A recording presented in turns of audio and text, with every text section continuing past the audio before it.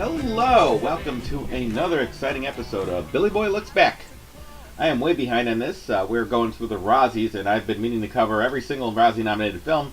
I got through about 4, and the Razzie Awards are actually going to be in about 5 days, so we're probably not going to make the deadline here. But what I want to do today is go through my picks for the films that I believe should win each Razzie category. As I noted in my past videos, I am a judge on the Razzies this year for the first time, which means my vote actually does count. So we'll see how many people actually go along with me and whether my picks actually win. It's a very exciting time for me. It's my first time ever voting. So what we're going to do here, I wanted to get rolling and just go through each category and explain my reasons for why I voted the way I did. Hope you agree with me, see my reasoning, and we're going to have a good time here kind of just analyzing each of these films and what kind of competition they had for like worst award. I'm going to do it in reverse order. We're going to start with like the awards at the end. By the end, we'll get to worst picture nominees. The final award here is like an honorary category, and it's funny because this is the only one where it wasn't an actual bad movie award. It's kind of an award for good movie. It's done in jest, but it is serious. It's the Razzie Redeemer Award. In past years, this has been decided privately. This time they actually did opening of the voting to the public as a whole, so it's kind of interesting. I'll get to vote on it. Any member of the Razzie. I had a hard time. I actually finally did cast my vote for this one separately than the rest of the awards. So let's look at that. The Razzie Redeemer Award. The nominees are, and let me explain before I actually go into the nominees actually. Nominees are for movies that were, or people or persons that previously got Razzies for being bad and have redeemed themselves, hence the name of the title. So they did terrible work in Hollywood. Now they've done something that's critically acclaimed and loved by audiences and critics alike. Okay, so the nominees are Melissa McCarthy for Can You Ever Forgive Me, Peter Farrelly for Green Book, Tyler Perry for Vice, the Transformers franchise for Bumblebee, and Sony Picture Animation for Spider-Man Into the Spider-Verse. So here's how I decided on this one. I haven't seen a lot of these movies, and with the regular Razzie categories, I did make an effort to actually watch these movies. In this case, it's really not fair because I haven't, but I looked at basically I did, analyze how these films did, what their plots are about, how the reception was, and looked at their past background in Hollywood. They're really deserving this award. Melissa McCarthy, my answer would be no, because she's actually up for Razzie this year. She's up for 2 of them for different films, and one of them I did see, The Happy Time Murders. I didn't like her character. As I said, if you listen to my full review on that, she reminds me of like Rosie O'Donnell. I just didn't like her. I found her obnoxious. And the film she's in here, Can You Ever Forgive Me? I think she plays some kind of writer. Looks like an interesting movie, but it's not fair to give someone a Redeemer Award when they're still making crap. So I'm like, no. Peter Farrelly for Green Book. I don't think Peter Farrelly really deserved all the Razzies he got in the past. He's done some really crappy movies, but he did some great ones like Dumb and Dumber. He and his brother have been pretty iconic in Hollywood, making these gross-out comedies. Green Book, I looked at the premise. Looks kind of like Driving Miss Daisy in reverse, like it's about a wealthy, successful black guy that gets chauffeured around by some white guy. It's an interesting concept for a movie. It's not my kind of movie. I probably wouldn't watch that, but I'm like, no, he doesn't deserve the Razzie Redeemer for that. Vice with Tyler Perry. Now, the thing about Vice, as I've mentioned in other videos, I'm a conservative, so I heard all this movie's like a hit job on Dick Cheney. It's terrible. It's just going to portray him as Darth Vader. Someone I know and respect actually watched the movie Vice, said it's a pretty even-handed portrait. It does actually portray Cheney, although he does some terrible things in the movie. It humanizes him. It's like he's not just pure evil. I'm like, okay, well, I actually might check out the movie Vice then. I don't know. I mean, the funny thing, though, Vice is more Christian Bale. He plays Dick Cheney. I don't know how much Tyler Perry, this is all him. He didn't direct it. He didn't produce it. So you can't really give him an award for Vice. I'm like, that's not a fair category either. Then we got the Transformers franchise for Bumblebee. Now, Bumblebee, haven't seen it. This has huge favorable ratings. I was shocked. I mean, I figured, well, they're trying to milk this franchise for all it's worth. They're going to do a spin-off, and I'm sure kids will love it. It's not like a 95% approval with, like, critics. And it's funny because all the previous Transformer movies, aside from the first one, have gotten horrible, horrible reviews. I've mentioned in my past videos about Alex Kurtzman. I can't stand the guy, and he really set it off with the second Transformers movie. From then on, it's been downhill. So, basically, my gut feeling was I want to go with Bumblebee. I mean, it's just amazing that the huge turnaround here from just like 6 movies in a row that are just considered horrible cinematic crap, and then you get a Bumblebee, which is like, up there with Iron Giant as this really good, beloved family film. Like, okay, I don't know what they did, but I definitely want to check that out. And finally, the last one, which I didn't vote for, is Spider-Man Into the Spider-Verse. I saw a clip of it at the end of Venom. It's kind of like a interesting alternate universe Spider-Man. I really am not that interested in it. It's Miles Morales. He's Spider-Man instead of Peter Parker. And something I don't know. Sony Pictures. I'm sure they've done crap in the past. I don't know if they're really that horrible of an animation studio though, and I don't know if Into the Spider-Verse is that good of a movie. So I didn't pick that one. That's our first category. We're going to keep on going here because this thing's probably going to run at least 20-25 minutes of a long review because we're going through the entire award ceremony. Next one is Worst Screenplay. The nominees are Death of Nation, hope I'm pronouncing this right, Dinesh D'Souza, 50 Shades Freed by Niall Leonard, he's the screenwriter on that one, Gotti by Len Dobbs and Leo Rossi, Happy Time Murders, written by Todd Berger, and Winchester by the Springer Brothers. So, in this case, I've actually seen all these movies, and I've had a chance to analyze, basically not just the actor's performance, but look at the actual written words on the page and what the actual scenario is, what they came up with. I try to analyze movies from different perspectives. And I definitely look at the writing because I appreciate, as a writer, looking at how the writing conveys the story and sells it. So, Death of a Nation by Dinesh D'Souza. It's actually not a bad screenplay. It's not that good. And again, I'm looking at this from the perspective of someone who is conservative but did not vote for Donald Trump, so I'm not a Trump fanboy. I can't accuse me of being biased here. It says, based on a big line, Death of a Nation. The funny thing is, it's called Death of a Nation.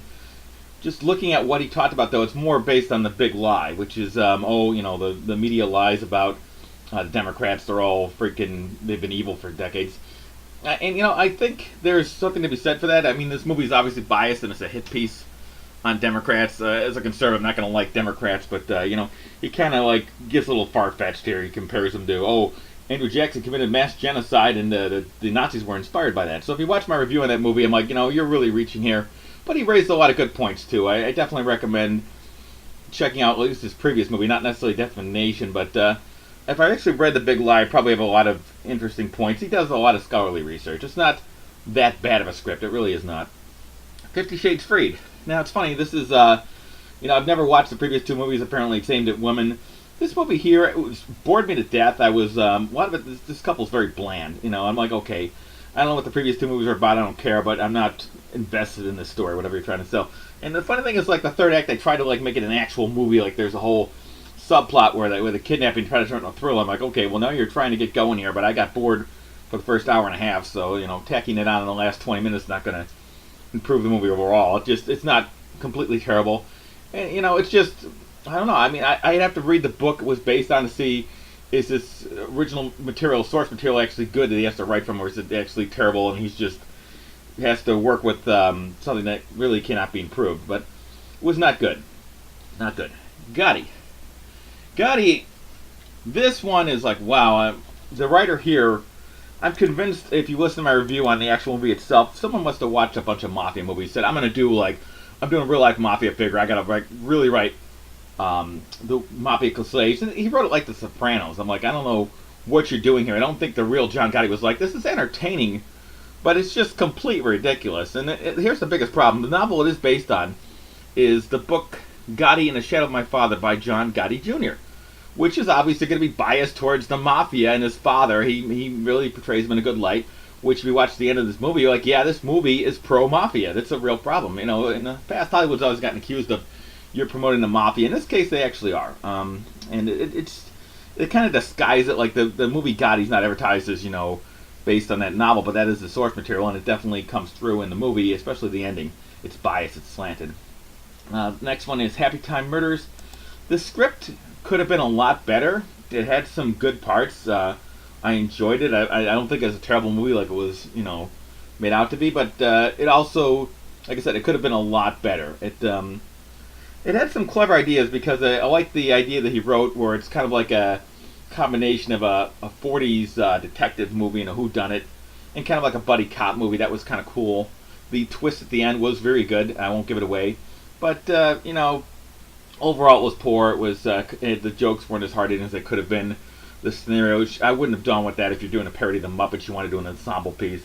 You want to do like a parody of musicals, especially like they do with South Park. I mean, the Muppets, they have a bunch of musical numbers. So I think this one had one. It just, the screenplay overall was mediocre. I'm like, you could do better than that. Winchester.